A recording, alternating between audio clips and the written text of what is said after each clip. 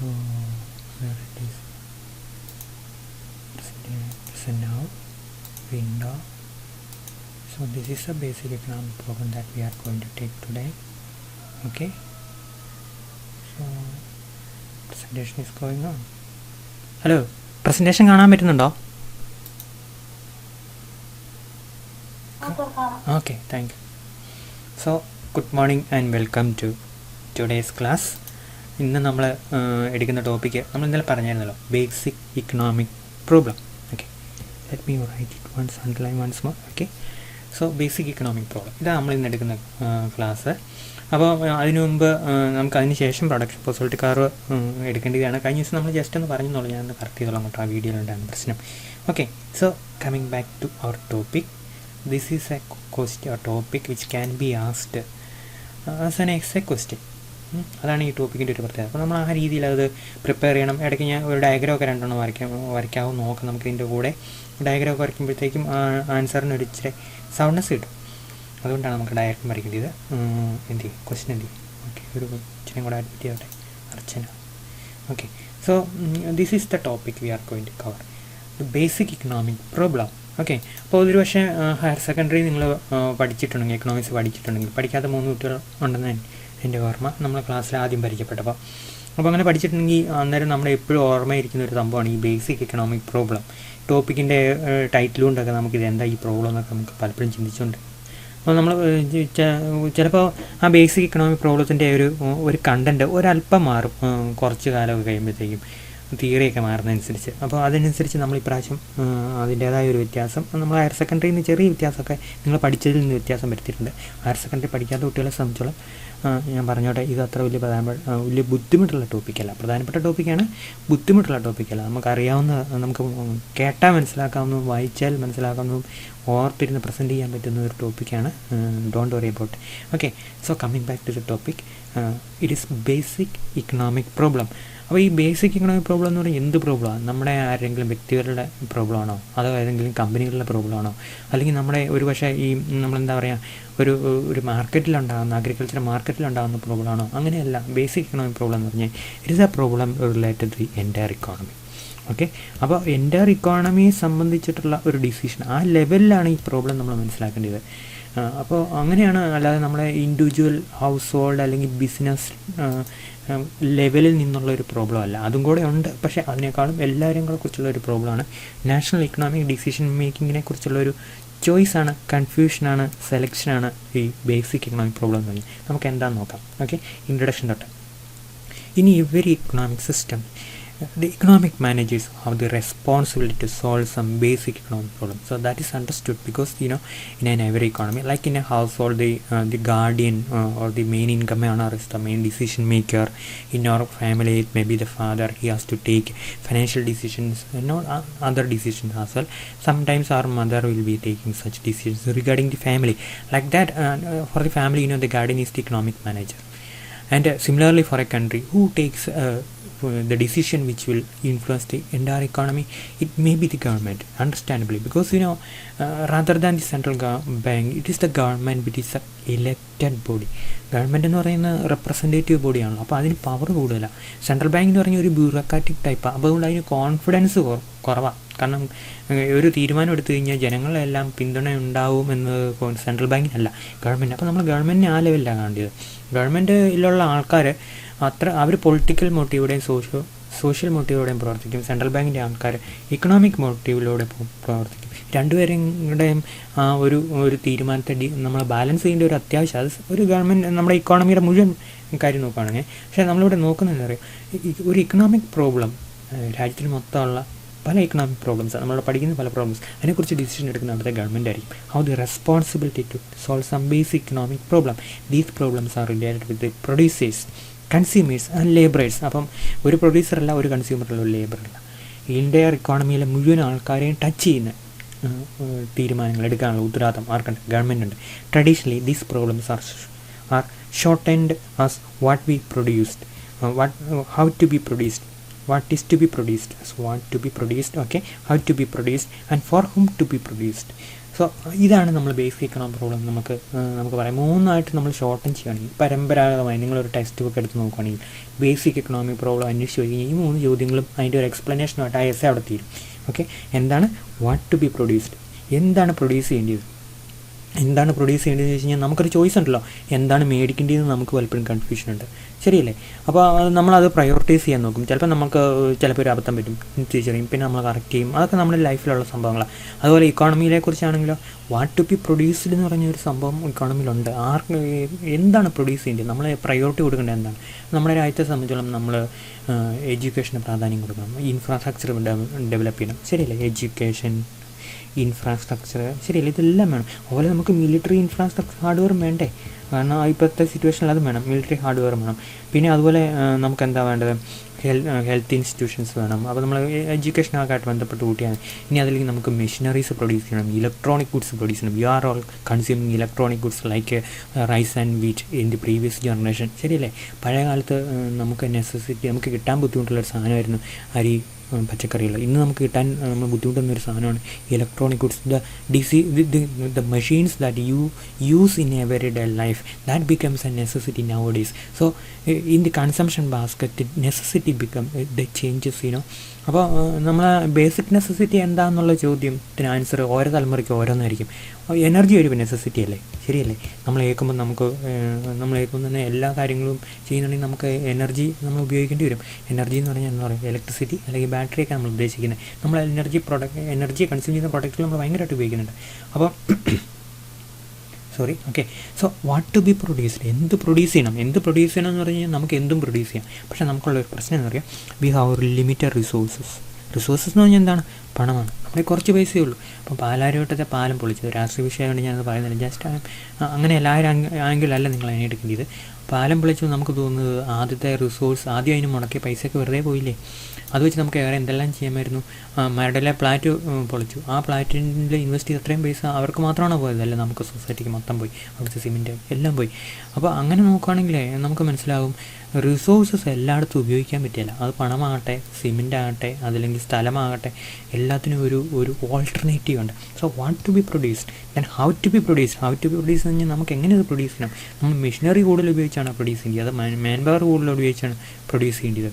Then and for whom to be produced, അപ്പം നമ്മൾ ആർക്ക് വേണ്ടിയിട്ടാണ് പ്രൊഡ്യൂസ് ചെയ്യുന്നത്, ഏത് പ്രൊഡ്യൂസ് ചെയ്യണമെന്ന് മാത്രമല്ല, അതിനേക്കാൾ ഹും ടു ബി പ്രൊഡ്യൂസ്ഡ്, ആർക്കാണ്. നമ്മളിപ്പോൾ ഗവൺമെൻറ്റിൻ്റെ അത്യാവശ്യം പൈസയുണ്ട്, അല്ലെങ്കിൽ ഇക്കോണമി മൊത്തം ഒരു എമൗണ്ട് ഓഫ് റിസോഴ്സ് ഉണ്ട്. അപ്പോൾ നമുക്ക് ആർക്ക് വേണ്ടിയിട്ടുള്ള സാധനങ്ങളാണ് പ്രൊഡ്യൂസ് ചെയ്യുന്നത്. വേജ് ഗുഡ്സ് ആണോ? വേജ് ഗുഡ്സ് എന്ന് നമുക്ക് തൊഴിൽ കിട്ടുമ്പോൾ നമ്മൾ സാധാരണ കൂലിവേലക്കാരാണെങ്കിൽ നമ്മൾ പൈസ കിട്ടുമ്പോൾ നമ്മൾ എവിടെയൊക്കെ ചിലവഴിക്കുന്നത്, നമ്മുടെ നിത്യ ജീവന ഉപാധികളിലല്ലേ നമ്മൾ ചിലവഴിക്കുന്നത്. അങ്ങനെ സാധനങ്ങൾ നമ്മൾ പ്രൊഡ്യൂസ് ചെയ്യണം. ഇനി സമ്പന്നരായ ആൾക്കാർ ഭയങ്കര കോസ്മെറ്റിക്സ് ആയിട്ടുള്ള സാധനങ്ങളുണ്ട്, അത് പ്രൊഡ്യൂസ് ചെയ്യണോ? ഇനി അതല്ലെങ്കിൽ നമ്മൾ ലൈറ്റ് മെഷീനറീസ് പ്രൊഡ്യൂസ് ചെയ്യണം, ഹെവി മെഷീനറീസ് പ്രൊഡ്യൂസ് ചെയ്യണം, ഇലക്ട്രോണിക് ഐറ്റംസ് പ്രൊഡ്യൂസ് ചെയ്യണം, ഏത് നമ്മൾ പ്രൊഡ്യൂസ് ചെയ്യണം. അതുപോലെ അത് ആർക്ക് വേണ്ടി പ്രൊഡ്യൂസ് ചെയ്യണം. ഈ മെഷീനറി, ഈ സംഭവങ്ങളൊക്കെ ഉദാഹരണം കോൺസ്പിക്യൂസ് ഐറ്റംസ് ഒക്കെ ആർക്കാണ്, റിച്ച് ആയിട്ടുള്ള ആൾക്കാർക്ക് വേണ്ടിയിട്ടാണ്, ശരിയല്ലേ? അപ്പോൾ അത് പ്രൊഡ്യൂസ് ചെയ്യണം. അപ്പോൾ അങ്ങനെ ആർക്ക് വേണ്ടി പ്രൊഡ്യൂസ് ചെയ്യണം. ഇങ്ങനെ 3 ബേസിക് ഇക്കണോമിക് പ്രോബ്ലം. അത് എക്സ്റ്റെൻഡ് ചെയ്തിട്ട് ഏകദേശം 6ഓളം കൊണ്ട് എത്തിച്ചിട്ടുണ്ട്. 6 പ്രോബ്ലം നമ്മൾ താഴെ കാണും. ഓക്കെ, 1 സെക്കൻഡേ, ഞാൻ ഡിലീറ്റ് ചെയ്തോട്ടെ. 8:43 ഞാൻ ഇങ്ങനെ സമയം എഴുതി കേട്ടോ. നമ്മൾ എന്തെങ്കിലും ഡിസ്റ്റർബൻസ് ഒക്കെ വന്നു കഴിഞ്ഞാൽ സമയം എഴുതിയില്ലേ, പിന്നെ എഡിറ്റ് ചെയ്യാൻ നേരത്തെ അത് വിട്ടു. ഇന്നത്തെ ഡേറ്റ് എത്രയാണ്? 23 ഓപ്പൺ കോഴ്സ് 23/9. അടുത്ത മാസം ആകുമ്പോൾ 10 മാസമാവും, ഒക്ടോബർ ആവും. 2 മാസം കൂടി കഴിഞ്ഞാൽ 2021 ആവും. അപ്പം 2020 നമ്മൾ കൊറോണയുടെ വർഷമായിട്ട് പ്രഖ്യാപിക്കേണ്ടി വരും. ഓക്കെ, സോ ബേസിക് പ്രോബ്ലത്തിൽ നമ്മൾ ഓരോ പ്രോബ്ലം ഐഡൻറ്റിഫൈ ചെയ്യാം. From 1 to 6 what commodities are to be produced. Similarly in what quantities are they to be produced, ഏത് ക്വാണ്ടിറ്റി, എത്രമാത്രം ക്വാണ്ടിറ്റി പ്രൊഡ്യൂസ് ചെയ്യണം. Then which method to be used which methods of production should be used or employed. Okay, method of production എന്ന് പറഞ്ഞു കഴിഞ്ഞാൽ several goods can be produced with a lot of labor. Similarly it can be produced with machineries. Coca Cola produce ചെയ്യുമ്പോഴേ അതിനകത്ത് ഒരു മനുഷ്യൻ്റെ കരസ്പർശം ഇല്ലെന്നാണ് പറയുന്നത്. അത് നാഷണൽ ജോഗ്രഫിക്കിൻ്റെ അകത്ത് അതിൻ്റെ വീഡിയോ ഉണ്ടായിരുന്നു, ഞാൻ പോയി കണ്ടോളൂ. കൊക്കക്കോള തുടക്കം തൊട്ട് അവസാനം വരെ മെഷീനാണ്, റോബോട്ടാണ് അതിൻ്റെ പിരി വരെ മുറുക്കുന്നത്. അപ്പോൾ അങ്ങനെ നമ്മൾ നോക്കുകയാണെങ്കിലേ അതിനകത്ത് മനുഷ്യൻ്റെ ആവശ്യമില്ല. അപ്പോൾ മനുഷ്യന് അതിന് പൈസ കിട്ടുമല്ല. അപ്പോൾ അതിൻ്റെ ആ ഒരു പ്രൊഡക്ഷൻ പ്രോസസ്സിൽ ഹ്യൂമൻ ഇൻ്റർവെൻഷൻ ഇല്ല. അതെന്താണ്? അത് ക്യാപിറ്റൽ ഇൻറ്റൻസീവ് ആയിട്ടുള്ളൊരു പ്രൊഡക്ഷനാണ്. ക്യാപിറ്റൽ ഇൻറ്റൻസീവ് എന്ന് പറഞ്ഞാൽ എന്താ?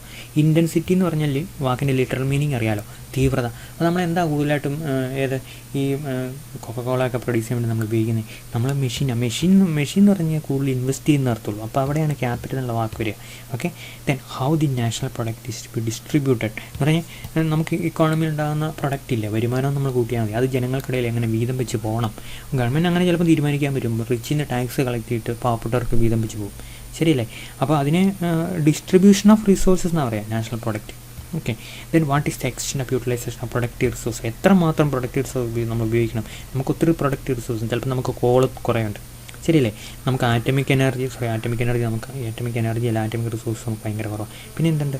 പിന്നെ അയണോറുണ്ട് നമുക്ക് കുറേ, ശരിയല്ലേ? അപ്പോൾ അങ്ങനെ മിനറൽസ് ഒത്തിരി നമുക്കുണ്ട്. കോപ്പർ ഒത്തിരി ഇല്ല കേട്ടോ, കോപ്പർ ഭയങ്കര കുറവാണ്. നമ്മൾ കോപ്പർ ഇമ്പോർട്ട് ചെയ്യുന്ന രാജ്യം. ഓക്കെ, അപ്പോൾ ഈ റിസോഴ്സൊക്കെ നമുക്കുണ്ടെങ്കിൽ അത് എത്രമാത്രം നമ്മൾ ഉപയോഗിക്കണം? Then how the productive not just these mineral resources but also human resources, ശരിയല്ലേ? Human resource. How the productive capacity of the economy changes over time. ഇക്കോണമിയുടെ പ്രൊഡക്ഷൻ കപ്പാസിറ്റി നമ്മൾ ക്ലാസ്സിൽ പറഞ്ഞു, അതായത് 15 തൊട്ട് 60 വയസ്സ് വരെയുള്ള ആൾക്കാരുടെ എണ്ണം ഇന്ത്യയിലെ ജനസംഖ്യയിൽ മൊത്തം 65%. അപ്പോൾ അവർക്ക് നമുക്ക് എംപ്ലോയ്മെൻറ്റ് കൊടുക്കണമെങ്കിൽ അവർക്ക് എന്ത് വേണം? സ്കില്ല് വേണം, ശരിയല്ലേ? Any employment without skill doesn't have any value. അപ്പോൾ വാല്യൂ ഇല്ല. അപ്പോൾ നമ്മൾ എന്ത് ചെയ്യണം? നമ്മൾ ഏറ്റവും വലിയ പ്രധാനപ്പെട്ട ഡിസിഷനാണ് സ്കില്ല് കൊടുക്കുക. രണ്ടാമത് ഓട്ടോമാറ്റിക്കലി എംപ്ലോയ്മെൻറ്റ് നടന്നുള്ളൂ. അപ്പോൾ എത്രമാത്രം ഈ ഹ്യൂമൻ റിസോഴ്സ് നമ്മൾ എങ്ങനെ how the productive capacity of economy changes over time. ഇപ്പോൾ 65, ഭാവിയിൽ അത് 60 ആവും, ചെറുക്കുമ്പോൾ 47 അപ്പോൾ അല്ലെങ്കിൽ 40 ആവും. ചെറുപ്പക്കാരുടെ എണ്ണം ഞാൻ പറയുന്നത് കേട്ടോ, ജപ്പാനിൽ ചെറുപ്പക്കാരുടെ എണ്ണം ഭയങ്കര കുറവാണ്. അപ്പോൾ അങ്ങനെ അതെങ്ങനെയായിരിക്കും ഈ പ്രൊഡക്റ്റീവ് കപ്പാസിറ്റി? ഇനി ഹ്യൂമൻ റിസോഴ്സ് എങ്ങനെയാണ്, അതുപോലെ നാച്ചുറൽ റിസോഴ്സും അതുപോലെ കുറഞ്ഞു തന്നെ വരും. Then we are coming to or concentrating on the first question, what goods are to be produced? കുട്ടി ഞാൻ അഡ്മിറ്റ് ചെയ്യട്ടെ. Okay, then what goods are to be produced and the allocation of resources for production. എത്ര goods, എന്ത് ഗുഡ്സാണ് നമ്മൾ produce ചെയ്യേണ്ടത്? നമ്മൾ ഇപ്പോൾ ഉദാഹരണം പറയുകയാണെങ്കിൽ ഇന്ത്യ പോലുള്ള ഇക്കോണമിയെ സംബന്ധിച്ചോളം നമുക്ക് ഒത്തിരി ഇൻഫ്രാസ്ട്രക്ചർ ആവശ്യമുണ്ട്, ശരിയല്ലേ? ഇൻഫ്രാസ്ട്രക്ചറാണ് അത് ഇപ്പോഴും അങ്ങനെ ഇൻഫ്രാസ്ട്രക്ചർ ഡെവലപ്പ് ചെയ്തുകൊണ്ടിരിക്കുന്ന ഘട്ടം ഇക്കോണമി. 25 വർഷം പൂർത്തിയാകാൻ പോകാം നമ്മൾ ഇൻഡിപെൻഡൻ്റ് ആയിട്ട്. എന്നിട്ട് നമുക്ക് ഇൻഫ്രാസ്ട്രക്ചർ എന്ന് പറയുന്നത് പുള്ളിയും നമുക്ക് ഡെവലപ്പ് ചെയ്യാൻ പറ്റില്ല, റോഡ് ഉൾപ്പെടെയുള്ള കാര്യമാണ് കേട്ടോ നമ്മൾ പറഞ്ഞത്. Okay, so then allocation of resource for the production. നമുക്ക് ഇത്ര പൈസയുണ്ട്, നമുക്ക് 1 ലക്ഷം കോടി രൂപയുണ്ട്, നമ്മൾ ഇരിക്കുക. അത് നമ്മൾ എന്തിനൊക്കെ പറയണം? റോഡ് പണിയാൻ നമുക്ക് പണിയണം, ഹോസ്പിറ്റൽസ് പണിയണം, ഹെൽത്ത് ഇൻസ്റ്റിറ്റ്യൂഷൻസ് പണിയണം, ഹെവി മെഷീനറീസ് നമ്മൾ പണിയണം, അതിനുവേണ്ടി ഇൻവെസ്റ്റ്മെൻറ്റ് നടത്തണം. ഇങ്ങനെയുള്ള ചോദ്യമാണ് നമ്മൾ ഈ ഫസ്റ്റ് ബേസിക് എക്കണോമിക് റൂൾസ് നമ്മൾ ഫേസ് ചെയ്യുന്നത്. Okay, so what goods are to be produced and the allocation of resources for production. Resource എന്ന് പറഞ്ഞാൽ നിങ്ങൾ മനസ്സിലാക്കാൻ വേണ്ടി ഞാൻ പറയുകയാണ്. So you take it as what? Investable money. ബാക്കി നമുക്ക് ഒത്തിരി സംശയങ്ങൾ വരും. നമുക്ക് ലാൻഡ് എന്തിനു വേണ്ടി ഉപയോഗിക്കണം? നമുക്ക് എക്സാമ്പിളാണ്. അതുപോലെ ഇൻവെസ്റ്റബിൾ ആയിട്ടുള്ള റിസോഴ്സസ്, നമ്മുടെ പൈസ നമ്മൾ എന്തിനു വേണ്ടി ഉപയോഗിക്കണം? ഏത് ഗുഡ്സ് പ്രൊഡ്യൂസ് ചെയ്യാൻ വേണ്ടി? The fundamental problem before an economic system is what? Economic system understand. Okay, so what goods are to be produced and in what quantities they are to be produced. എത്രമാത്രം goods ഓരോ ഗുഡ്സും produce ചെയ്യണം? ഏത് goods produce ചെയ്യണം? എത്ര quantities produce ചെയ്യണം? This is because productive resource are scarce. അതിൻ്റെ പ്രധാനപ്പെട്ട കണ്ടീഷൻ എന്ന് അറിയാം. നമുക്കിങ്ങനെ ഒരു ഡിസിഷൻ എടുക്കാനുള്ള കാരണം എന്ന് വെച്ചാൽ നമ്മുടെ ലിമിറ്റഡ് റിസോഴ്സസാണ്. നമുക്ക് കുറച്ച് സംഭവങ്ങളെ നമ്മുടെ കയ്യിലുള്ളൂ. നമുക്ക് പ്രൊഡ്യൂസ് ചെയ്യാൻ വേണ്ടിയിട്ട് നമ്മൾ ഇൻപുട്ടായിട്ട് ഉപയോഗിക്കാനും പൈസയായിട്ട് നമ്മുടെ കുറേ പൈസ നമ്മുടെ കയ്യിലുള്ളൂ. So resource are scarce. Given the scarcity of raw materials, first skilled manpower, second and machinery, it is obvious that the society cannot produce all the goods and services simultaneously. നമുക്ക് ആഗ്രഹമുള്ള എല്ലാ കാര്യങ്ങളും നമുക്ക് പ്രൊഡ്യൂസ് ചെയ്യാൻ പറ്റില്ല. കാരണം എന്ന് വെച്ചാൽ എന്താണ്? നമുക്ക് മെഷീനറി അതിനുള്ളതില്ല, നമുക്ക് മാൻ പവർ അതിനുള്ള കുറവാണ്, നമുക്ക് റോ മെറ്റീരിയൽ ഇതെല്ലാം അവൈലബിൾ ആയിട്ടുണ്ട്. പക്ഷേ അത് വെച്ച് നമ്മൾ ആഗ്രഹിക്കുന്ന എല്ലാം പ്രൊഡ്യൂസ് ചെയ്യാം. അതുകൊണ്ട് നമുക്കൊരു ചോയ്സ് ആവശ്യം. Hence the decision makers should make A rational choice. So this is the terminology you should keep in mind. Okay, so what is that? Rational choice. Rational choice means that a choice that is best of the interest for you. അല്ലേ? നമ്മുടെ എല്ലാം താല്പര്യത്തിന് ഏറ്റവും നല്ലൊരു തീരുമാനം എടുക്കാൻ എന്താണ് നമുക്ക് പറ്റണം. അത് ആ ചോയ്സ് ഭയങ്കര റാഷണൽ ആയിരിക്കണം, യുക്തിപരമായൊരു ചോയ്സ് ആയിരിക്കണം. About what goods are to be produced and how much quantities of each goods should be produced. So these two decisions should be taken simultaneously. A related issue is how much quantities of different select goods are to be produce. അല്ല നമ്മൾ കണ്ടോ കേട്ടോ. പോട്ടെ. Role of the price system and the planning mechanism. ഇപ്പോൾ ഈ തീരുമാനം എടുക്കുമ്പോഴേ നമ്മൾ പറഞ്ഞല്ലോ, ഈ തീരുമാനം നമ്മൾ എങ്ങനെ എടുക്കുന്നത്. അപ്പം അതിന് നമുക്ക് രണ്ട് സംഭവങ്ങൾ നമ്മുടെ മുമ്പിലുണ്ട്. ഒന്ന് പ്രൈസ് സിസ്റ്റം, രണ്ട് ഓൾട്ടർനേറ്റീവ് കേട്ടോ. ഇതുണ്ടെങ്കിൽ ഇതില്ല, ഇതുണ്ടെങ്കിൽ ഇതില്ല. ഇതെന്ത് ഉദ്ദേശം എന്ന് പറയും. പ്രൈസ് സിസ്റ്റം എന്ന് പറഞ്ഞാൽ മാർക്കറ്റ് തീരുമാനിക്കും എന്ന് പറഞ്ഞിട്ടല്ലോ. ഏത് ഫുഡാണോ കൂടുതൽ പ്രൊഡ്യൂസ് ചെയ്യുന്നത് അതിൻ്റെ പ്രൈസ് ഭയങ്കര കൂടുതലായിരിക്കും. അപ്പോൾ സ്വാഭാവികമായിട്ട് നമ്മൾ എന്ത് ചെയ്യും, പ്രൊഡ്യൂസേഴ്സ് അത് പോയി പ്രൊഡ്യൂസ് ചെയ്യാൻ നോക്കും. അപ്പോൾ അതിൻ്റെ സപ്ലൈ കൂടും, പ്രൈസ് പറയും. Okay, so price system is a guide where when the price of a commodity goes up, you just understand that this demand is getting high. ശരിയല്ലേ? നമ്മളിപ്പം മൊബൈൽ ഫോണിൻ്റെ എക്സാമ്പിൾ ഒന്ന് ആലോചിച്ച് നോക്കിയോ. പല മൊബൈൽ ഫോണും നമ്മുടെ ഈ ലോക്ക്ഡൗൺ വരുന്നതിന് മുമ്പ് 9,000 രൂപ ഒക്കെ ആയിരുന്നു പഴയ മോഡൽ. ഇപ്പം നമ്മൾ അന്വേഷിച്ച് നോക്കുകയാണെങ്കിൽ അതിൻ്റെ വില കുറഞ്ഞു പോയത് കേട്ടോ. 15 രൂപ ലോഞ്ച് ചെയ്യുമ്പം 9,000 രൂപയിലേക്ക്. പക്ഷെ ഇപ്പം നമ്മൾ അന്വേഷിക്കുമ്പോൾ ആ മോഡലിന് ഇപ്പോഴും 15 രൂപയിലേക്ക് നിൽക്കുന്ന കാണാം. കാരണം എന്താ? Demand has gone up. ശരിയല്ലേ? So that is a way in which price system behaves. Demand കൂടുകയാണെങ്കിൽ പ്രൈസ് കൂടും. അങ്ങനെ സംഭവിച്ചത്. അപ്പോൾ അങ്ങനെ മാർക്കറ്റിന് തന്നെ ഒരു സിഗ്നൽ മെക്കാനിസം ഉണ്ട്. ഏത് പ്രൊഡ്യൂസ് ചെയ്യണമെന്ന് കേസിൽ മാർക്കറ്റ് ഡിമാൻഡ് കൂടുതൽ ഉള്ള സാധനത്തിന് പ്രൈസ് കൂടുതലായിരിക്കും. പ്രൈസ് കൂടുതലാണെങ്കിൽ പ്രൊഡ്യൂസേഴ്സ് പ്രൊഡ്യൂസ് ചെയ്യാൻ നോക്കും. അങ്ങനെ you leave that the decision about what to be produced and how to be produced, in what quantities to be produced, to the market mechanism. Market is the decider and the umpire or the referee. You need not procure or give any special input or guidance or regulation. You are the government. Okay, so there is a market mechanism. You should not intervene in that. Okay, that is the way in which the price system works.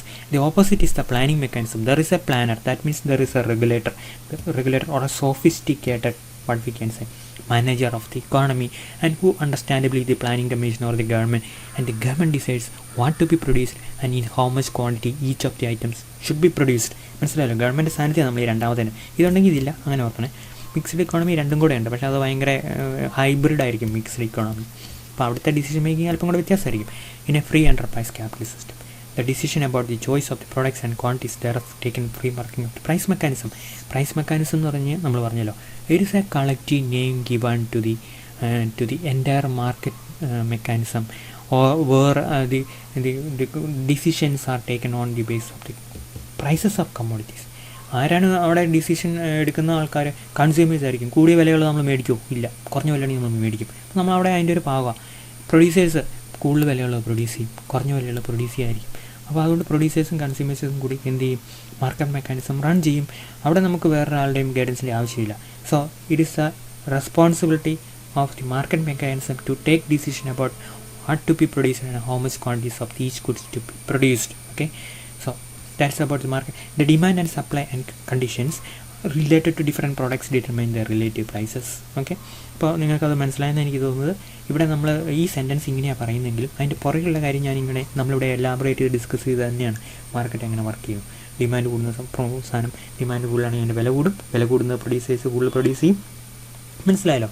അങ്ങനെ so commodities with higher demand and price will be produced more, and those with low demand will be produced less. The producers are guided by the principle of profit motive. The quantities of different products to be produced are also decided on the basis of profitability. Price, supply, demand, ഇങ്ങനെ ഒത്തിരി കാര്യങ്ങൾ വെച്ചിട്ട് ഒരു സെക്കൻഡേ.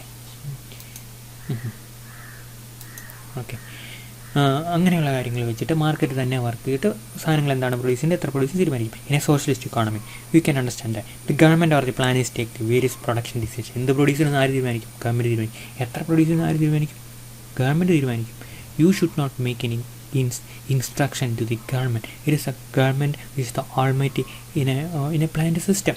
So pretty role of price system and a planning mechanism in the case of decision making regarding what to be produced and how much quantities of each good to be produced. Now we are coming to the second problem. Okay, how to produce, selection and of the method of production. അപ്പോൾ നമ്മൾ എങ്ങനെ produce ചെയ്യണം? ഉദാഹരണം പറയുകയാണെങ്കിൽ നമുക്ക് ഒത്തിരി കാര്യങ്ങളെക്കുറിച്ച് life example ഉണ്ട്. ഉദാഹരണം പറയുകയാണെങ്കിൽ നമുക്ക് ഇപ്പോൾ നിങ്ങൾ ഉപയോഗിക്കുന്ന മൊബൈൽ ഫോൺ ഒരു ബോർഡുണ്ട്. ഞാനിങ്ങനെ അതിനെക്കുറിച്ചൊക്കെ ഒത്തിരി പഠിച്ച് നോക്കി കേട്ടോ. നമുക്ക് എക്കണോമിക്സും ആർട്സും ഒക്കെ ആണല്ലോ കൂടുതൽ അറിയുന്നത്. പണ്ട് സയൻസ് പഠിച്ച ആളാണ്, എന്നാൽ പ്രീ ഡിഗ്രിയിൽ. അപ്പോൾ നമുക്ക് അതിനെക്കുറിച്ച് അന്വേഷിച്ച് നമുക്ക് മനസ്സിലാവേ ഈ ശരിക്കും അതിൻ്റെ ഒരു മൊബൈൽ ഫോണിൻ്റെ ഹൃദയം എന്ന് പറഞ്ഞാൽ അതിൻ്റെ പ്രോസസ്സറാണ്. അപ്പോൾ ഈ സ്നാപ് ഡ്രാഗൺ എന്നൊക്കെ നിങ്ങൾ പറഞ്ഞിട്ടുണ്ട്, കേട്ടിട്ടുണ്ട്. അപ്പോൾ അതൊക്കെ പ്രൊഡ്യൂസ് ചെയ്യാൻ അമേരിക്കയിലെ കമ്പനികൾക്കേ പറ്റുള്ളൂ. അത് നമുക്ക് ലേബർ ഉപയോഗിച്ച് പ്രൊഡ്യൂസ് ചെയ്യാൻ പറ്റില്ല, കാരണം മൈക്രോ പ്രോസസ്സറാണ്, തീരെ ചെറിയ പ്രോസസ്സർ. അപ്പോൾ അതെന്ത് നമ്മൾ അതിന് കൂടുതൽ മെഷീൻ വേണം. മെഷീൻ എന്ന് പറഞ്ഞാൽ എന്താണ്? പൈസ കൊടുക്കണം, ഇൻവെസ്റ്റ് ചെയ്യണം. അപ്പോൾ അങ്ങനെയുള്ള ടൈപ്പിനെ നമ്മൾ ക്യാപിറ്റൽ ഇൻറ്റൻസീവ് മെത്തേഡ് എന്ന് പറയും. നേരെ നമ്മൾ ക്ലോത്തിൻ്റെ കാര്യം നോക്കാം. ക്ലോത്ത് എന്ന് പറഞ്ഞാൽ എന്താണ്? വസ്ത്രം. അത് നമുക്ക് കൂടുതൽ ലേബർ ഉപയോഗിച്ച് പ്രൊഡ്യൂസ് ചെയ്യാൻ പറ്റും. ലോകത്തിലെ ഏറ്റവും കൂടുതൽ തുണിത്തരങ്ങൾ കയറ്റുമതി ചെയ്യുന്ന രാജ്യങ്ങളിൽ ഇന്ത്യക്ക് 4ാം സ്ഥാനം. ഒരു പാവപ്പെട്ട രാജ്യത്തിൻ്റെ വ്യവസായമാണ് തുണി വ്യവസായം എന്നാണ് പറയുക. സമ്പന്ന രാജ്യത്തിൻ്റെ വ്യവസായമാണ് മെഷീനറീസും ഇലക്ട്രോണിക്സും. ഓക്കെ, പിടിയിട്ടില്ലോ എന്താണ് മെഷീനറീസ്, ഇലക്ട്രോണിക്സ്. അപ്പോൾ പാവപ്പെട്ട രാജ്യത്തിനും സമ്പന്ന രാജ്യത്തിനും നമുക്ക് അവരെന്ത് വെച്ചാൽ എന്തൊക്കെയാണ് പ്രൊഡ്യൂസ് ചെയ്യുന്നത് കണ്ടാൽ നമുക്ക് തിരിച്ചറിയാൻ പറ്റും. സോ ഇന്ത്യയുടെ ഒരു പ്രധാനപ്പെട്ട വ്യവസായമാണ് ക്ലോത്ത്. ഇന്ത്യയുടെ വേറൊരു വ്യവസായമാണ്, ഏറ്റവും പ്രധാനപ്പെട്ട വ്യവസായം കേട്ടോ, ഫാർമസ്യൂട്ടിക്കൽ. പറയാതിരിക്കാൻ പറ്റില്ല. ലോകത്തിൽ മരുന്ന് കയറ്റുമതി ചെയ്യുന്ന രാജ്യങ്ങളിൽ ഇന്ത്യക്ക് 10ാം സ്ഥാനമുണ്ട്. 10ാം സ്ഥാനം. ഏറ്റവും കൂടുതൽ മരുന്ന് കയറ്റുമതി രാജ്യം ഏതാണെന്നറിയോ?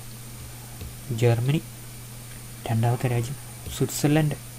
3 അങ്ങനെ ഒരു അമേരിക്ക, അങ്ങനെയൊക്കെ പോകും കേട്ടോ. അങ്ങനെ നമുക്ക് 10ാം സ്ഥാനമുണ്ട്. ചൈനയ്ക്ക് അതിലും താഴെ. പക്ഷേ മരുന്ന് ഉൽപ്പാദിപ്പിക്കുന്ന സാധനമുണ്ട്, അതിന് ആക്റ്റീവ് ഫാർമസ്യൂട്ടിക്കൽ ഇൻഗ്രീഡിയൻസ് എന്ന് പറയും. മരുന്നിൻ്റെ ഒരു ക്യാപ്സൂൾ പൊട്ടിച്ച് കഴിഞ്ഞാൽ ഒരു ഇങ്ങനെ 2 പ്ലാസ്റ്റിക്കിൻ്റെ 2 അടപ്പ് പോലുള്ള സാധനം ചേർത്ത് വെച്ചേക്കുന്നതുകൊണ്ടാണ് ആണല്ലോ ഈ ക്യാപ്സൂൾ. അതിൻ്റെ അകത്ത് എന്നാ ഇരിക്കുന്ന അറിയാൻ വേണ്ടി നിങ്ങളത് നൂരി നോക്കിയിട്ട് കാണും. ക്യാപ്സൂളിൻ്റെ 50-50 ക്യാപ്പ്. ഒരു മരുന്നൊരു വെളുത്ത പൊടി, മഞ്ഞപ്പൊടിയൊക്കെ താഴെ വീണിട്ടാണ്. ആ പൊടിക്ക് പറയുന്നത് ഒരു ആക്റ്റീവ് ഫാർമസ്യൂട്ടിക്കൽ. അത് ഏറ്റവും കൂടുതൽ ഉണ്ടാക്കുന്നത് ചൈനയാണ്. അത് നമ്മൾ മേടിച്ചിട്ടുണ്ടായി പല മിക്സിയിട്ട് നമ്മൾ മരുന്നായിട്ട് ലേബിലൊട്ടിച്ചിട്ട് നമ്മൾ കയറ്റി. അത് നമ്മുടെ പരിപാടി. അപ്പോൾ അത് നന്നായിട്ട് പ്രൊഡ്യൂസ് ചെയ്യാൻ കപ്പാസിറ്റി ഉള്ള കമ്പനികൾ ഇന്ത്യയിലുണ്ട്. നമ്മളിപ്പോൾ വാക്സിൻ വന്നാലും ഏറ്റവും കൂടുതൽ വാക്സിൻ ഉണ്ടാക്കാൻ ശേഷിയുള്ള രാജ്യത്തിലൊന്ന് ഇന്ത്യയിലാണ്. ഇന്ത്യയിൽ ഇത്രയധികം ഫാർമസ്യൂട്ടിക്കൽ ഇൻഡസ്ട്രി വരാനുള്ള കാരണം അറിയും, ഇത്രയധികം പോപ്പുലേഷൻ ഉള്ളതുകൊണ്ടാണ്. അന്നും കൊണ്ട് പോപ്പുലേഷനുള്ള രാജ്യങ്ങളെല്ലാം ഫാർമസ്യൂട്ടിക്കൽ ഇൻഡസ്ട്രി അല്ല. ഇന്ത്യയിലെ ഈ മരുന്ന് കോപ്പിടിച്ച് പ്രൊഡ്യൂസ് ചെയ്യുന്ന കഴിവുള്ള ഇഷ്ടംപോലെ കമ്പനികൾ പണ്ട് തൊട്ടുണ്ടായിട്ട്. ഇന്ത്യയിലെ പേറ്റന്റ് ആക്ട് ഏതാണെന്നറിയോ? ചുമ്മാ ഒന്ന് ഓർത്തിരുന്നു, ആർക്കും പറയാൻ പറ്റുമല്ലായിരിക്കും. 1970 പേറ്റന്റ് ആക്റ്റാണ് കേട്ടോ. അത് 2005 അവൻ്റെ ഇത്. പക്ഷേ ഇന്ത്യയിലെ വേറെ പേറ്റന്റ് ആക്ട് 1970. ആ പേറ്റന്റ് ആക്ട് എന്താ പറയുന്നറിയോ? ലോകത്തിലേത് കമ്മോഡിറ്റി പ്രൊഡ്യൂസ് ചെയ്യുക ആരെങ്കിലും പേറ്റന്റ് എടുത്താലും ആ പേറ്റന്റ് എടുത്ത സാധനം നമുക്കിവിടെ വേറൊരു പ്രോസസ്സ് കൂടെ ഉൽപ്പാദിപ്പിക്കാനുള്ള ലൈസൻസ് നമുക്ക് വരും. അതിന് പറയുന്നത് വരെ പ്രോസസ് പേറ്റന്റ്. ഇതൊക്കെ നമ്മൾ GKയുടെ ഭാഗമായിട്ട് നിങ്ങളോട് പറയുന്നത് കേട്ടോ. എന്താണ് പ്രോസസ് പേറ്റന്റ്? ഒരു മരുന്നല്ല പേറ്റന്റ് കൊടുക്കുന്നത്, പിന്നെ എന്തിനാണ്? അത് ഉൽപ്പാദിപ്പിക്കുന്ന രീതിക്കാണ്. അപ്പം അമേരിക്കയിലെ ഏതെങ്കിലും ഒരുത്ത മരുന്ന് കണ്ടുപിടിക്കും, നമ്മളിവിടെ വേറെ രീതിയിൽ അതിന് ഒരു പേറ്റന്റ് എടുക്കും. അപ്പോൾ ഒരു മരുന്ന് തന്നെ ഇവിടെ 5 പേര് പ്രൊഡ്യൂസ് ചെയ്യും. ശരിയല്ലേ? നിങ്ങൾ അമോക്സിലിൻ എന്നൊക്കെ പറഞ്ഞു കേട്ടിട്ടുണ്ട്. മോക്സ് എന്നൊക്കെ പറഞ്ഞു കേട്ടിട്ടുണ്ടോ? മോക്സ് കഴിക്കാത്തവർ കാണിയല്ല. അപ്പോൾ അത് റാൻബാക്സിയുടെ ഗുളികയാണ്. റാൻബാക്സി എവിടെയുള്ള കമ്പനിയാണ്? റാൻബാക്സി ഇന്ത്യൻ കമ്പനിയാണ്. റാൻബാക്സി പിന്നെ ടേക്ക് ഓവർ ചെയ്തു സിപ്ല. അപ്പോൾ ഇതൊക്കെ ഇന്ത്യയിലെ ഫാർമസ്യൂട്ടിക്കൽ ഇൻഡസ്ട്രി തുടങ്ങിയത് മരുന്ന് റിസർച്ച് നടത്തിയിട്ടാണ്. അല്ല, വിദേശത്ത് നിന്നൊരു മരുന്ന് ഉണ്ടാക്കും, അത് നമ്മളിവിടെ കോപ്പി പിടിച്ച് അതിൻ്റെ രഹസ്യം എല്ലാം കണ്ടെത്തി വിദേശ സർക്കാരിൻ്റെ പിറ്റേ ആഴ്ച നമ്മളിവിടെ പ്രൊഡ്യൂസ് ചെയ്യും. വിദേശത്ത് 1000 രൂപ ചാർജ് ചെയ്യും, നമ്മളിവിടെ 5 രൂപ ചാർജ് ചെയ്യും. 1000 രൂപ ചാർജ് ചെയ്യുന്ന അമേരിക്കയിലോട്ട് നമ്മൾ 5 രൂപയുടെ മരുന്ന് അങ്ങോട്ട് കയറ്റുമതി ചെയ്യും. ഇതാണ് നമ്മുടെ സ്ഥിരം പരിപാടി. അങ്ങനെ ലോകത്തിലെ ഏറ്റവും കൂടുതൽ മരുന്ന് കമ്പനികളുള്ള രാജ്യങ്ങളിലൊന്നാണ് ഇന്ത്യ. 10,000-ഓളം മരുന്ന് കമ്പനികളുണ്ട്, അറിയാവോ? 10,000-ഓളം മരുന്ന് കമ്പനി ഇന്ത്യയിലുണ്ട്. അപ്പോൾ ലോകത്തിലൊരു മരുന്ന് കണ്ടുപിടിച്ചാൽ നന്നായിട്ട് പ്രൊഡ്യൂസ് ചെയ്യാൻ കപ്പാസിറ്റി ഉള്ളത് ഇന്ത്യൻ കമ്പനി ആയതുകൊണ്ട് മരുന്ന് കണ്ടുപിടിക്കുന്ന കമ്പനിക്ക് കൂടുതൽ പ്രൊഡ്യൂസ് ചെയ്യാൻ വേണ്ടി ഇന്ത്യൻ കമ്പനിയോട് പറയും, നിങ്ങൾ പോയി പ്രൊഡ്യൂസ് ചെയ്യാൻ പറയും. അങ്ങനെയുള്ള മരുന്ന് കമ്പനികൾക്ക് പറയുന്ന പേരാണ് ജനറിക് ഡ്രഗ് മാനുഫാക്ചറേഴ്സ് കേട്ടോ. സ്വന്തമായിട്ട് ഭയങ്കര ടെക്നോളജി ഒന്നും കാണില്ല, പക്ഷേ ലോകത്തിൽ ഏത് മരുന്നും കണ്ടുപിടിച്ച് കഴിഞ്ഞാൽ അത് നന്നായിട്ട് പ്രൊഡ്യൂസ് ചെയ്യാണ്ടായിരിക്കും. ഒറിജിനലിനേക്കാളും നല്ല ഡ്യൂപ്ലിക്കേറ്റ് ആയിരിക്കും നമ്മുടെ മരുന്ന്. അതുകൊണ്ട് വിദേശത്തൊക്കെ എന്നറിയോ? വിദേശത്തൊക്കെ ഇപ്പോൾ അമേരിക്ക ഇപ്പം ഒരു മരുന്ന് കണ്ടുപിടിച്ചെന്ന് വിചാരിച്ചു, അതിന് 5,000 രൂപയൊക്കെ ചാർജ് ചെയ്യും. 1000 രൂപ ചാർജ് ചെയ്യും. നമ്മളെന്നാ പറയുക, അതിൻ്റെ രഹസ്യമൊക്കെ മനസ്സിലാക്കി 100 രൂപയ്ക്ക് ഉൽപ്പാദിപ്പിക്കും. 110 രൂപയ്ക്ക് അത് പ്രൊഡ്യൂസ് ചെയ്ത് അമേരിക്കയിലോട്ട് തിരിച്ച് കയറ്റുമതി ചെയ്യും. കാരണം അതിൻ്റെ കറക്റ്റായിട്ട് ഡ്യൂപ്ലിക്കേറ്റ് ഉണ്ടാകാൻ നമുക്കറിയാമെന്നുള്ളതാണ്. അപ്പോൾ ഇതാണ് ഇന്ത്യൻ ഫാർമസ്യൂട്ടിക്കൽ ഇൻഡസ്ട്രി ലോകത്ത് എല്ലാവർക്കും പേടിയും. അപ്പം യൂറോപ്പിലൊക്കെ എന്നായെന്നറിയോ? ഒറിജിനൽ മരുന്ന് 5,000 രൂപ ഇടയ്ക്ക് ഒരു അമേരിക്കൻ കമ്പനി കണ്ടുപിടിച്ച് വിറ്റ് കഴിഞ്ഞാൽ അതിൻ്റെ ഡ്യൂപ്ലിക്കേറ്റ് ഇന്ത്യയിൽ നിന്ന് വരാൻ വേണ്ടി അവർ കാത്തിരിക്കും.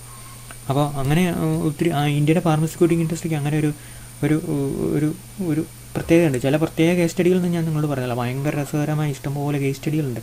ഞാനിങ്ങനെ വായിച്ചപ്പോൾ എനിക്ക് മനസ്സിലായി കേട്ടോ. ഇന്ത്യയിലെ ഏറ്റവും നല്ല ഫാർമസ്യൂട്ടിക്കൽ വ്യവസായം റാൻബാക്സ് 2 സർദാർജിമാർ തുടങ്ങിയതാണ്. മാൽവിന്ദർ സിംഗ്. എന്നിട്ട് ആ 8 സാധനം അവർ അടിച്ചു പിരിഞ്ഞു. അത് പിന്നെ ഏറ്റവും സാധനം ഇപ്പം സൺഫാർമയുടെ ആയില്ല. Okay, so whatever it may be, we are referring about a particular technology which is called capital intensive method. Capital intensive method is the method you are producing a particular commodity using machinery. rather than labor. The alternative method is you can produce it with labor. But when you are producing electronic goods and other items, there is limitations to produce it with a huge amount of labor. So some industries are capital intensive, whereas some other intensive are labor intensive. I think that you got the idea about what is the meaning of capital intensity, labor intensity. Capital intensity means we are using more machineries to produce a particular commodity. Labor intensity means we are we are using labor more related to machineries or capital to produce a particular commodity. Okay, so you got that idea? Then here there are two prominent methods. These are the two prominent methods. Then if there is more capital or investment to make production, it will be capital intensive method. On the other hand, if more labor is used to produce the good, it will be labor intensive method production. Which method is used depends upon the availability of price of both capital and labor. എത്രമാത്രം labour ഉണ്ട്, American തൊഴിലാളി കിട്ടാൻ ഭയങ്കരമാണ്, എത്രമാത്രം capital നമുക്ക് ഉണ്ട് എന്നതിനനുസരിച്ചായിരിക്കും നമ്മൾ ഏത് മെത്തേഡ് തീരുമാനം. ഇന്ത്യയിലാണ് ഇഷ്ടംപോലെ തൊഴിലാളികളുണ്ടല്ലോ. Okay, if more labour is available at low wage rate, labor intensive production is desirable. On the other hand, if capital is cheap, capital intensive methods can be selected. Here also the prices of the factors of production is the important factor while selecting the method of production. അപ്പോൾ നമുക്കറിയാലോ, അതായത് ഈ America പോലുള്ള രാജ്യത്ത് എന്ത് കാണില്ല, ആവശ്യത്തിന് labour കാണില്ല. അപ്പോൾ അവർ സ്വാഭാവികമായിട്ട് ഓരോ സാധനങ്ങളും പാക്കിങ്ങിന് വരെ മെഷീനറീസിനെ സെലക്ട് ചെയ്യും. ജർമ്മനിയിലും ജർമ്മനിയിൽ നമ്മൾ നോക്കിക്കഴിഞ്ഞാൽ നിങ്ങൾ ബോഷ് എന്നൊക്കെ പറഞ്ഞ കമ്പനികളെ കുറിച്ച് കേട്ടിട്ടുണ്ടോ? ജർമ്മനിയിലെ ഒരു മെഷീൻ. ഓക്കെ, സോ നമ്മൾ പറഞ്ഞുകൊണ്ടിരുന്നത് ഈ ക്യാപിറ്റൽ ഇൻറ്റൻസീവ്, ലേബർ ഇൻറ്റൻസീവ് എന്നുള്ള വാക്കിൻ്റെ അർത്ഥം. So which method is to be used, it depends upon the availability and price of capital and labour. നമ്മൾ പറഞ്ഞു ചില രാജ്യങ്ങളിൽ ക്യാപിറ്റൽ കൂടുതലുണ്ട്, ചില രാജ്യങ്ങളിൽ ലേബർ കൂടുതലുണ്ട്. Okay, so on the other hand, if capital is cheap, capital intensive method can be selected. Here also the price of factors of production is important factor when you are taking a particular method of production. Okay, so now the third one, the problem of the distribution of national product. National product എങ്ങനെ distribute ചെയ്യും? എന്താണ് ഈ distribution എന്നുള്ള വാക്കിനർത്ഥം? വിതരണം എന്നതിൻ്റെ ശരിക്കും നമ്മൾ അതിൻ്റെ ലിറ്ററൽ മീനിങ്ങിനേക്കാളും ഉപരി ഭയങ്കര അർത്ഥമുള്ളൊരു വാക്കാണ് ഈ ഡിസ്ട്രിബ്യൂഷൻ. അപ്പോൾ ശരിക്കും നമുക്കറിയാലോ, നമ്മൾ ജനിക്കുമ്പോൾ തന്നെ ജനിച്ചു കഴിഞ്ഞ് കുറേ കാലം കഴിയുമ്പോൾ നമുക്ക് മനസ്സിലാവും നമ്മുടെ വീട് ചെറുതും അയലോകക്കാരൻ്റെ വീട് ഭയങ്കര വലുതായിരിക്കും. എന്തുകൊണ്ട് ഇങ്ങനെ സംഭവിക്കുന്നു നമ്മൾ ആദ്യം ചിന്തിച്ച് നോക്കും. അറിയത്തില്ലാത്തതുകൊണ്ട് അച്ഛനും അമ്മയോട് ചോദിച്ചു നോക്കും. അപ്പോൾ അവർ പറയും അയലോകക്കാരൻ സമ്പന്നനായിരുന്നു. That is the status of distribution. ആ സമൂഹത്തിലൊരു സ്വത്ത് വിതരണം നിലവിൽ നടന്നിട്ടുണ്ട്. ആ നടവിൽ ചിലർ സമ്പന്നരുടെ മക്കളായിട്ടും ചിലർ പാവപ്പെട്ടവരുടെ മക്കളായിട്ടും ജനിക്കും. ഡിസ്ട്രിബ്യൂഷൻ നമ്മൾ ഓൾട്ടർ ചെയ്യാൻ, നമ്മൾ ഹാർഡ് വർക്ക് കഴിഞ്ഞാൽ നമ്മൾ റിച്ചായിട്ട് മാറും. അപ്പോൾ അത് വേറൊരു കാര്യം, നമ്മൾ അതിലേക്ക് പോകണ്ട. പക്ഷേ ഞാൻ പറഞ്ഞു തന്നെ അറിയോ, ഡിസ്ട്രിബ്യൂഷൻ എന്നുള്ള വാക്കിൻ്റെ അർത്ഥം, distribution means the allocate what we can say actually it is a distribution of resources or fund or money, wealth, etc. among different sections of the people.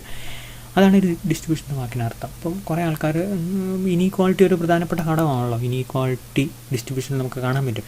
പിന്നെ അതിന് റീഡിസ്ട്രിബ്യൂഷൻ എന്നുള്ളൊരു വാക്കുണ്ട്. ഡിസ്ട്രിബ്യൂഷനിൽ റിച്ച് കൂടുതൽ പൈസ ആണെങ്കിൽ റിച്ചിൻ്റെ അടുത്ത് ടാക്സ് ചെയ്തിട്ട് പാവപ്പെട്ടവർക്ക് ഗവൺമെൻറ് സ്പെൻഡ് ചെയ്യുന്ന ആ പരിപാടിക്ക് പറയുന്നത് റീഡിസ്ട്രിബ്യൂഷൻ. നമ്മൾ പറഞ്ഞ ക്ലാസ്സിൽ അതിൻ്റെ അർത്ഥം. അപ്പം ഈ ഡിസ്ട്രിബ്യൂഷൻ എന്ന് പറയുന്ന ഒരു പ്രധാനപ്പെട്ട ഇഷ്യൂ. പാവപ്പെട്ടവനും എന്തെങ്കിലും കിട്ടുന്ന രീതിയിലുള്ള ഒരു സാമ്പത്തിക പരിപാടികളാണ് ഗവൺമെൻറ് ചെയ്യേണ്ടത്. ഗവൺമെൻറ് ആംഗിളിൽ അങ്ങനെയാണ്, സാമ്പത്തികമായിട്ട് പ്രൊമോട്ട് ചെയ്യാൻ മാത്രമല്ല, മറിച്ച് പാവപ്പെട്ട ആൾക്കാർക്ക് എന്തെങ്കിലും ഗുണം കൊടുക്കാനും ഗവൺമെൻറ് ഉത്തരവാദിത്തമുണ്ട്. Another important economic problem, whom to produce. In other words, how to distribute national product among individuals and groups. The different groups such as workers and owners, capitalists, entrepreneurs, participants in production. Workers അവർ കൂലികൾ മാത്രമേ ഉള്ളൂ, നമ്മളതിനെ wage rate എന്ന് പറയും. Land owners, land load, അവർക്ക് rent കിട്ടും, rent എന്നുള്ളതൊക്കെ പോട്ടെ, അവർക്കും ലാൻഡ് ഉള്ളതുകൊണ്ട് പൈസ കിട്ടും. ക്യാപിറ്റലിസ്റ്റ്, ഇൻവെസ്റ്റ് ചെയ്യുന്ന ആൾക്കാർക്ക് അവർക്ക് പ്രോഫിറ്റ് കിട്ടും, ശരിയല്ലേ. ഓൺട്രപ്രണേഴ്സ്, അവർക്കും കിട്ടും പ്രോഫിറ്റ്, ശരിയല്ലേ. ഓൺട്രപ്രണേഴ്സ് ഭയങ്കര ആവശ്യമുള്ള ആൾക്കാരാണ്. So they participate in production. Remuneration to workers should be high, അല്ലേ? അല്ലെങ്കിൽ എന്ത് ചെയ്യും, അവർക്ക് ഭയങ്കര ജീവിക്കാൻ പറ്റാതെ വരും. അപ്പോൾ അവർക്ക് ആവശ്യത്തിന് വരുമാനം കൊടുക്കുക എന്നുള്ളത് ഗവൺമെൻറ് ഉത്തരവാദിത്തം. Minimum wage act. In return of their service, they get wages, rents, interest and profit, etc. The relevant question here is how their respective shares of different productive factors through wage rate, interest rate, profit, etc. should be done. അപ്പോൾ wage rate എങ്ങനെയായിരിക്കണം, interest rate പലിശ എങ്ങനെയായിരിക്കണം, profit എങ്ങനെയായിരിക്കണം, അതെല്ലാം ഗവൺമെൻറ്റിന് guide ചെയ്യാൻ പറ്റണം. അങ്ങനെ ഒരു സെലക്ഷൻ ഇൻട്രസ്റ്റ് റേറ്റ് ആവശ്യത്തിന് കാണണം, wage rate, minimum wage rate, profit ആവശ്യമുണ്ടായിരിക്കണം, അല്ലെങ്കിൽ അവർ ഇൻവെസ്റ്റ് ചെയ്യില്ല. അപ്പോൾ ഇവരെ എല്ലാവരെയും സപ്പോർട്ട് ചെയ്യണം. വേജ് റേറ്റ് ആവശ്യമുണ്ടായിരിക്കണം, തൊഴിലാളികൾക്ക് കൂലി കൊടുത്തിരിക്കണം, അവരുടെ ജീവിതം ഒക്കെ ആയിരിക്കണം. അപ്പോൾ അങ്ങനെയുള്ളൊരു തീരുമാനം ഗവൺമെൻറ് എടുക്കണം. In a free enterprise economy the price of each inputs like wage rate is determined by the demand and supply condition. That's the principle of scarcity is behind the determination of relative factors. അപ്പം ഒരു market മെക്കാനിക്സിൽ തൊഴിലാളി എന്ന് പറയുന്നതൊക്കെ പൈസ കിട്ടുന്നതെന്ന് അറിയാം, തൊഴിലാളികളുടെ ലഭ്യത അനുസരിച്ചായിരിക്കും, അല്ലെങ്കിൽ അയാളുടെ കഴിവനുസരിച്ച്, അയാളുടെ അവൈലബിലിറ്റി. അമേരിക്കയിൽ നമുക്ക് ചെയ്യുന്ന കഴിഞ്ഞാൽ ഒരു പണിയില്ലെങ്കിലും പെട്രോൾ പമ്പിൽ നമുക്ക് പെട്രോൾ അടിക്കുന്ന ആളുടെ നിന്ന് നമുക്ക് പൈസ കിട്ടും, 2.5 ലക്ഷം 3 ലക്ഷം രൂപ കിട്ടും എന്ന് പറഞ്ഞ് കേട്ടിട്ടില്ലേ. അവൈലബിലിറ്റി ഓഫ് ലേബർ അനുസരിച്ച് അവിടെ ലേബർ ഭയങ്കര കുറവാണ്. ഇവിടെ അങ്ങനെയാണോ? ലേബർ ഭയങ്കര കൂടുതലാണ്. അതുകൊണ്ട് നമുക്ക് എന്ത് ചെയ്യും, വേജ് റേറ്റ് കുറവാണ്. അപ്പോൾ ഇവിടെ എന്താ തീരുമാനിക്കുന്നത്? മാർക്കറ്റ് മെക്കാനിസത്തിൻ്റെ വർക്കുണ്ടാണ്. ഓക്കെ, സോ അതുകൊണ്ട് ഡിമാൻഡ് സപ്ലൈ കണ്ടീഷൻസാണ് എവിടെ തീരുമാനിക്കുന്നത്? മാർക്കറ്റ് മെക്കാനിക്സിൽ. At the same time there is another question whether the equality should be considered in the allocation matching among the workers and capitalists and other groups. Enough concessions should be given to the lower strata of workers by ensuring sufficient wage rate. Okay, minimum wage rate അവസാനം എഴുതി minimum wage rate കേട്ടില്ല. NRGA, അതിന് minimum wage rate ഉണ്ട്. ഏറ്റവും കൂടുതൽ കൂലി കൊടുക്കുന്ന NRGSയിൽ ഏറ്റവും കൂടുതൽ കൂലി കൊടുക്കുന്ന 2 സംസ്ഥാനങ്ങളുണ്ട്. ഒന്ന് ഹരിയാന, 2 കേരളം. കേരളത്തിലെ ജീവിത നിലവാരം കൂടുതലാണ്. ജീവിത നിലവാരത്തിനുള്ള കോസ്റ്റ് ഓഫ് ലിവിങ് ഭയങ്കര കൂടുതലാണ്. അപ്പോൾ നമ്മൾ എന്ത് ചെയ്യുന്ന അറിയോ, നമുക്ക് കൂടുതൽ പൈസ വേണം. നമ്മൾ തമിഴ്നാട്ടിൽ പോകണമെങ്കിൽ ചായ കുടിക്കണമെങ്കിൽ 5 രൂപ മതി എന്നൊക്കെ പറഞ്ഞ് കേട്ടില്ലേ, അല്ലെങ്കിൽ ദോശ ഉണ്ടെങ്കിൽ ഇത്ര പറഞ്ഞ് കേട്ടില്ലേ. അപ്പോൾ തമിഴ്നാട്ടിൽ അങ്ങനെയാണ്. അപ്പോൾ അതുകൊണ്ട് തമിഴ്നാട്ടിൽ ഒരു 135 രൂപയായിരിക്കും തൊഴിലുറപ്പിന്. നമ്മുടെ ഇവിടെ എനിക്ക് എത്രയും തരത്തില്ല, ഞാൻ ചുമ്മാ ഉദാഹരണം പറയുന്നത് കേട്ടോ, 300 രൂപയായിരിക്കും. ഹരിയാനയിൽ 310 രൂപയൊക്കെ ആയിരിക്കും. ഏകദേശം ഒരു ഡിഫറൻസ് ഞാൻ പറഞ്ഞുള്ളൂ കേട്ടോ. അപ്പോൾ അത്രയധികം കൂലി കേരളത്തിൽ കിട്ടുന്നുണ്ട്. അപ്പം മിനിമം കൂലി ആർക്ക് കിട്ടണം? തൊഴിലാളികൾക്ക് കിട്ടണം. ഓക്കെ, സോ ഒരെണ്ണം കൂടെ നമുക്ക് പെട്ടെന്ന് പഠിച്ചു കഴിഞ്ഞാൽ, ഒന്നുമല്ല പെട്ടെന്ന് പഠിച്ചു കഴിഞ്ഞാൽ എല്ലാം കൂടെ തീരുമല്ലേ. അപ്പോൾ നമുക്ക് പെട്ടെന്ന് തീർക്കാതെ എന്തിനാ നമുക്ക് അടുത്ത ടോപ്പിക്ക്, ഈ ടോപ്പിക്ക് ബാക്കി അടുത്തിലേക്ക് ഇടണ്ട, പെട്ടെന്ന് ഞാൻ പറയാം. Problems of economic efficiency. Since resources R scarce there efficient use will bring the maximum output. So efficient use of resource through economic efficiency becomes another important factor. Okay, അപ്പോൾ ഇവിടെ എന്ത് ചെയ്യുന്ന അറിയാം, എഫിഷ്യൻസി എന്ന് പറഞ്ഞു കഴിഞ്ഞാൽ ഒരു മിനിമം എമൗണ്ട് ഓഫ് റിസോഴ്സ് വെച്ച് മാക്സിമം പ്രൊഡ്യൂസ് ചെയ്യുക എന്നുള്ളതാണ്. ഇപ്പോൾ ലാൻഡ് ആണെങ്കിൽ നമ്മൾ ലാൻഡ് 1 പ്രാവശ്യം കൃഷി ചെയ്യുന്നത് 2 പ്രാവശ്യം കൃഷി ചെയ്യുക, കൂടുതൽ നല്ല ടെക്നോളജി ഉപയോഗിക്കുക, വെള്ളം ഉപയോഗിക്കുക, മണ്ണൊലിപ്പ് തടയുക, അങ്ങനെ വെള്ളം അതിലൂടെ ഒഴിച്ചു പോകാതിരിക്കുക, അങ്ങനെ നമുക്ക് പ്രൊഡക്ടിവിറ്റി കൂട്ടുക. ഇതിനെല്ലാം നമ്മൾ പ്രൊഡക്ടിവിറ്റി കൂട്ടുക, എഫിഷ്യൻസി കൂട്ടുക. ലാൻഡിൻ്റെ എക്സാമ്പിളാണ് പറഞ്ഞത്. ഇതുപോലെ മനുഷ്യൻ്റെ കാര്യത്തിലുണ്ട്, മെഷീനറിയുടെ കേസിലുണ്ട്, നാച്ചുറൽ റിസോഴ്സിൻ്റെ കേസിലുണ്ട്. അങ്ങനെ നമ്മൾ എഫിഷ്യൻസി കൂട്ടണം, പ്രൊഡക്ഷൻ കൂട്ടണം. ഓക്കെ, എഫിഷ്യൻസി എന്ന് പറഞ്ഞാൽ പ്രൊഡക്ടിവിറ്റി, ഉൽപ്പാദനക്ഷമത കൂട്ടും. Efficiency in production means situation of rise in the production of one commodity because possible only by reducing the production of some other commodity. Besides production efficiency, economic efficiency is also to be achieved. നമ്മൾ പറയണ്ട ഇതിന് എന്താണ് ഈ production efficiency, economic efficiency? നമ്മൾ minimum പൈസ കൊടുത്ത് maximum resource ഉണ്ടാക്കുക, minimum machinery ഉപയോഗിച്ച് മാക്സിമം ഔട്ട്പുട്ട് ഉണ്ടാക്കുക. ഇത് രണ്ടുമാണ് അതിൻ്റെ വ്യത്യാസം. Minimum machinery, maximum output. Minimum ചിലവ്, maximum output. Okay, so that is the difference between production efficiency and economic efficiency. Okay, then the fifth one, problem of the extent of utilisation of resource. എത്രമാത്രം resource നമ്മൾ ഉപയോഗിക്കണം? Resources in any society should be fully utilised to their potential. അതാണ്, നമ്മളാണെങ്കിലും നമ്മുടെ potential ഉപയോഗിച്ച് നമ്മൾക്ക് work ചെയ്തില്ല എന്ന് നമ്മൾ പറഞ്ഞു കേട്ടില്ലേ. നമ്മൾ പൊട്ടൻഷ്യൽ ഉപയോഗിച്ച് റിസോഴ്സ് അതിൻ്റെ പൊട്ടൻഷ്യലോട് ഉപയോഗിക്കണം. Then productive resources like manpower and capital stock are scarce and hence their fullest utilization necessary to enhance output and welfare. പരമാവധി നമ്മൾ യൂട്ടിലൈസ് ചെയ്യണം. ഇതിനെ മാൻപവറിനെയും ക്യാപിറ്റൽ സ്റ്റോക്കിനെയും. ഒരു യൂണിറ്റ് കൊണ്ട് 10 ഔട്ട്പുട്ട് ഉണ്ടാക്കുന്നതിന് പകരം ഒരു യൂണിറ്റ് ലേബർ കൊണ്ട് 15 ഉണ്ടാക്കാമെന്ന് നമ്മൾ നോക്കണം. So a situation of underutilization of labour is involuntary unemployment. ഒരു തൊഴിലാളിക്ക് 20 യൂണിറ്റ് ഉണ്ടാക്കാൻ പറ്റുമെങ്കിൽ അയാളെ കൊണ്ട് 10 യൂണിറ്റ് ഉണ്ടാക്കുക എന്ന് പറയുന്നത് അൺഎംപ്ലോയ്മെൻറ്റ് പോലെ തന്നെ. ഹിയർ ദി ഇൻവോൾവെൻ്ററി അൺവോൾവെൻ്റ് നമുക്ക് തൊഴിൽ കിട്ടണമെന്ന് ആഗ്രഹമുണ്ട്, എന്നിട്ട് നമുക്ക് തൊഴിലായിരിക്കുന്ന അവസ്ഥ. Means workers are willing to work at the prevailing wage rate but the jobs are not available. നമുക്ക് തൊഴിൽ ചെയ്യാൻ നമ്മൾ സന്നദ്ധമാണ്, പക്ഷെ നമുക്ക് എന്തില്ല, നമുക്ക് തൊഴിലില്ല അല്ലേ. അതാണ് നമ്മുടെ അവസ്ഥ. നമ്മുടെ അവസ്ഥയാണ് involuntary unemployment. This underutilization is a problem and has to be addressed. അപ്പോൾ അത് തീർച്ചയായിട്ടും അഡ്രസ്സ് ചെയ്തേ പറ്റൂ. റിസോഴ്സസ് നമ്മളെ ഹ്യൂമൻ റിസോഴ്സസ് തൊഴിലില്ലാതിരിക്കരുത്, ക്യാപിറ്റലും വെറുതെ ഇരിക്കരുത്. Then problem of expansion of productive capacity. ഇതാണ് നമ്മുടെ പ്രൊഡക്റ്റീവ് കപ്പാസിറ്റി നമ്മൾ എക്സ്പാൻഡ് ചെയ്യണം. അതങ്ങനെ പറ്റും. There is a need for continuous expansion in productive capacity of economy to meet production of required goods and service to raise productive capacity. Productive resource including raw material, trained man power and capital stock should be raised. ഇപ്പം productive source നമ്മൾ കൂട്ടണം. Raw material നമ്മൾ പരമാവധി നമ്മൾ find ചെയ്യണം. നമ്മൾ മാൻ പവറിനെ കൂടുതലായിട്ട് ട്രെയിൻ ചെയ്യണം. അതുപോലെ ക്യാപിറ്റൽ സ്റ്റോക്ക് ഉണ്ടെങ്കിൽ ഇല്ലെങ്കിൽ നമ്മൾ അതിനെ റേസ് ചെയ്യണം. അതുപോലെ ക്യാപിറ്റൽ സ്റ്റോക്ക് നമ്മൾ മെഷീനറി ബിൽഡ് ചെയ്യണം. Similarly there is a need to better technology. അപ്പോൾ എല്ലാത്തിനെയും കോമ്പൻസേറ്റ് ചെയ്യുന്നത് എന്താ അറിയോ? ടെക്നോളജിയാണ്. ബെറ്റർ ടെക്നോളജി ആണെങ്കിൽ എന്തെല്ലാം പറ്റുമെന്ന് നമുക്കറിയാം. അപ്പോൾ പ്രൊഡക്ഷൻ കപ്പാസിറ്റി റേസ് ചെയ്യാൻ നമ്മൾ എന്ത് ചെയ്യണം? ഒന്ന് റോ മെറ്റീരിയൽ കൂടുതലായിട്ട് ക്രിയേറ്റ് ചെയ്യണം. രണ്ട് ഉള്ള മാൻ പവറിന് കൂടുതൽ ട്രെയിനിങ് കൊടുക്കണം. പിന്നെ എന്ത് ചെയ്യണം? ക്യാപിറ്റൽ സ്റ്റോക്ക് മെഷീനറി നമ്മൾ കൂടുതൽ ബിൽഡ് ചെയ്യണം. ഇങ്ങനെയെല്ലാം നമുക്ക് എന്ത് ചെയ്യാൻ പറ്റും? പ്രൊഡക്ഷൻ കപ്പാസിറ്റി കൂട്ടാൻ പറ്റും. അതുപോലെ നമുക്ക് ടെക്നോളജി മെച്ചപ്പെടുത്തണം. ഓക്കെ, ഇതെല്ലാം ഉണ്ടെങ്കിൽ ഏറ്റവും പ്രധാനപ്പെട്ട ഒന്നാണ് ടെക്നോളജി മെച്ചപ്പെടുത്തി ഔട്ട്പുട്ട് കൂട്ടാൻ പറ്റും. So these are the different ways in which you can raise productive capacity in the economy. Sophisticated social and political institutions are stimulating growth also had to be created. Expand sophisticated social and political institutions for entrepreneur, colleges, school, political institutions, നല്ല government മാത്രമല്ല governance. The way in which you govern the economy or the political system or nation is called governance.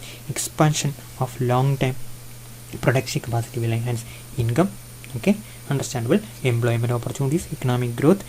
So besides the living standard of the people. So all these are the merits when we are raising our productive capacity, and these are the way in which we can raise the productive capacity.